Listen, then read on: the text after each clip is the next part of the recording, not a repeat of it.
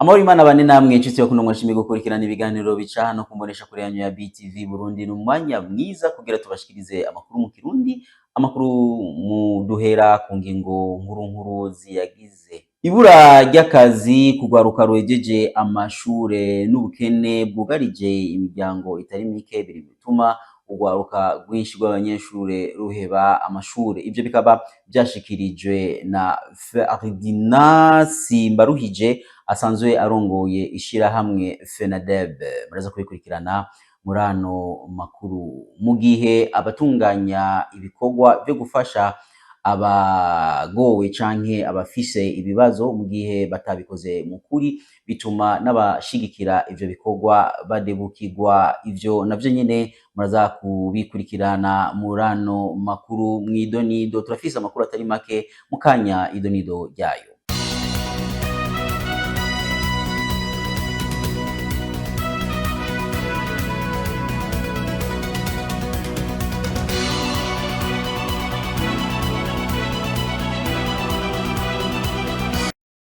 Nongeye kubaha ikaze ndabaramusa kugira ngo mukurikirane idonido y'amakuru yacu twabateguriye uno munsi. Ibura ry'akazi kugwaruka ruhijeje amashure ndetse n'ubukene bwinshi bwugarije imiryango itari mike biri mu bituma abanyeshure benshi baheba amashure. Ivyo bikaba vyashikirijwe na Ferdinand Simbaruhije asanzwe arongoye ishirahamwe FENADEB.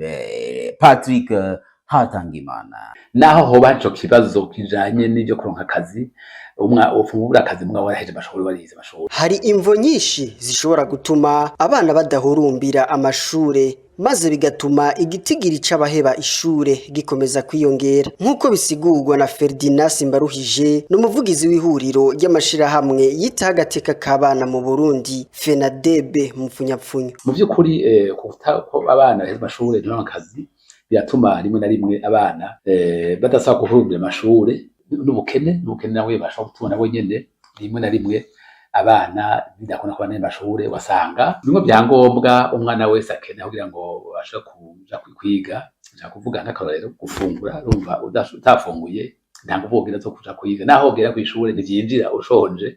Ivyo umuntu aba akeneye biratandukanye, ashobora kuba akeneye agahuzu, akeneye agasabuni, ibi byose mubona mwana aba akeneye, iyo adashaka kwironka biri mu bituma adasaba kuhurumbira ishure, ugasanga rimwe na rimwe ahisemwo kuva mw'ishure. Ferdinand Simbaruhije aramenyesha kandi bimwe mu vyokorwa haba mu ndinganizo y'ivyigwa eka ndetse no mu kibano muhira kugira abana bijukire gukunda ishure. Nukuri abo bose bafite ico bofasha kubijanye n'ivyinyigisho, n'abana bakeneye inyigisho. Abana abanyeshure ku mashure nk'abigisha nk'abarezi bakwiye kuva ko bakwiye gutanga inyigisho, bakerekana ineza yo kwiga, bakerekana ingaruka mbi yo kutiga amashuri.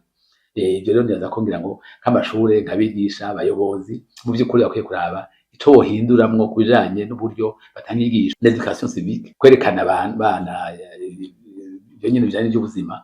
Mu vy'ukuri birakenewe ko haba inyigisho nk'izo abana kugira ngo mu vy'ukuri basha guhindura ivyiyumviro, nivyo na changement de mentalité. Harakenewe ko haboneka vy'ukuri no kuvuga imigambi itandukanye yo kuza gusahiriza imiryango kugira ngo ntihagire umwana vy'ukuri asaba ishuri bivuye kubura ivyankenerwa. Ivyo biruko mu gihe mu Burundi ibice 10% vy'abana biga aribo baheba ishure buri mwaka, nk'uko biri mu cegeranyo cakozwe n'ikigo c'abafaransa kijejwe iterambere AFD. Mu gihe abakora ibikorwa bagatunganya ibikorwa vyo kwegeranya uburyo bwo gufasha abafise ibibazo, mu gihe batobikoze mu kuri bitumwa n'abantu benshi basanzwe bafise umutima wo gufasha badebukiga. Ivyo bikaba vyashikirijwe na bamwe mu bamenyesha makuru b'inkino n'inyuma yaho havugiwe ubunyonyezi mwitunganywa urukino rw'umupira w'amaguru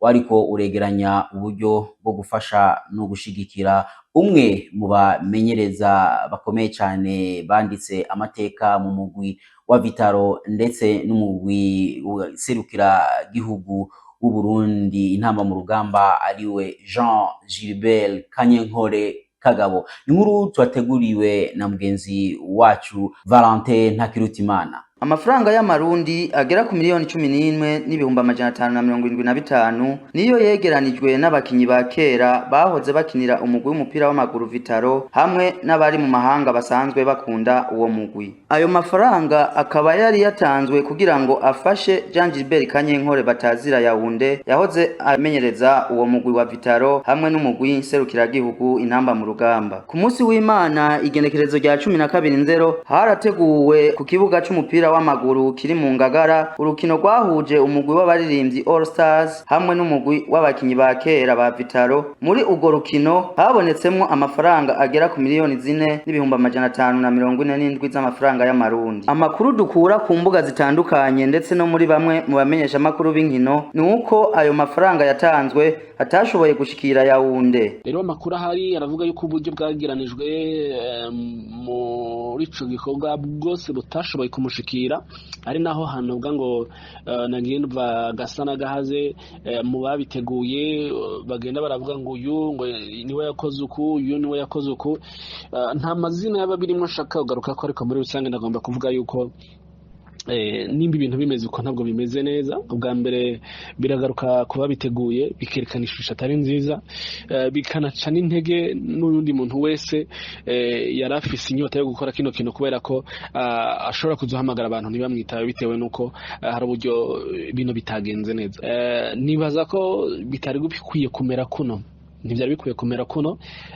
Ibyatunganijwe byari kugenda neza, uburyo bwegeranijwe bwari kuza kumushikira mu mutekano ntangere. Rero mvunira kagohe abari babirimwe babiteguye ibitagenze neza babikosore bikebuke bashikane ibitari byabo aho bateza kubishikana. Ni igikorwa byumvikana ko kitagenze neza 100%, arimo n'ishusho itari nziza inatuma n'abantu biyumvira n'ibindi bintu. Mwomenya ko uwo yahoze ari umumenyereza w'umugwi wa Vitaro n'umugwi nserukiragihugu yahagaritse ivyo ubumenyereza kuko asanzwe akitswe n'amagara. Inkuru ya nyuma y'ano makuru ni inkuru tuzagushikirizwa na Joyeuse Ngabire asanzwe aza kutubwira amakuru ariko aravugwa hirya no hino mu makungu. Sawafu Salamu yaraye atowe ngo abe umushikiranganje wa mbere w'igihugu ca Liban, akaba ari umucamanza mpuzamakungu. Itorwa ryiwe rikaba ari umwizero ku banyalibani bose inyuma y'imyaka bari mu ntambara z'ubutunzi na politike. Joseph Naum, umukuru w'igihugu mushasha wa Liban, niwe yaraye amugenye muri ayo mabanga igenekerezo rya 15/0 umwaka wa 2025. Nawafu Salamu akaba kuva mu kwezi kwa kabiri mu mwaka uheze atwara sentare mpuzamakungu y'ubutungane ya ONU yaronse ubucamanza mu mwaka wa 2017. Yabaye umuserukezi wa Liban muri Leta Zunze Ubumwe za Amerika imyaka 10. Akaba atowe ku gitsure ca Leta Zunze Ubumwe za Amerika na Arabie Saoudite. Mwomenya ko ico gihugu ca Liban arico kimaze imyaka 2 kitagira umukuru w'igihugu. Tubandanye n'amakuru avugwa mu gihugu ca Korea. Nkuko vyerekanywe n'imbonesha kure y'igihugu ca Korea ya ruguru, igisirikare c'ico gihugu cagerageje kuri uwa kabiri ibisasu kirimbuzi bikaba vyaguye mu nyanja y'Ubuyapani. Umukuru w'igihugu w'imfatakibanza wa Korea y'Epfo Choi Yang-mong akavuga ko iyo nyifato ya Korea ya ruguru n'amasezerano y'akanama k'ishirahamwe mpuzamakungu ka ONU kajejwe umutekano kabuza Korea ya ruguru gutunga no kugerageza ibigwanisho ya rutura. Korea y'Epfo ikavuga ko itazigera yemera agasuzuguro ka Korea ya ruguru mu kuyisomborotsa, yemeye ikwizo kwihora. Mwomenya ko Donald Trump aheruka gutorwa ngo abe umukuru w'igihugu ca Leta Zunze Ubumwe za Amerika mu kiringo ciwe ca mbere mu mwaka wa 2017 ushira 2021. Yagendeye Korea ya ruguru mu ntumbero yo gusukamwo mabisi hagati ya Korea ya ruguru n'Epfo barabana ayingwe. Ni kuri iyo nkuru ivuga amakuru yo mu makungu turangirije ko amakuru yacu no munsi twabateguriye, twaba tubashimiye mwese mwashoboye kuyakurikirana. Amenshi makuru wa BTV bagiye hirya no hino kugira ngo bashobore kuyatunganya. Eka tushimire abari mu buhinga bw'ivyuma nabo nyene bashoboye gutuma ano makuru abashikira ata nkomanzi. Imana ibafashe mubandanye mukurikirana ibiganiro mushikirizwa n'imbonesha kure mukunda ya BTV Burundi naho ubutaha.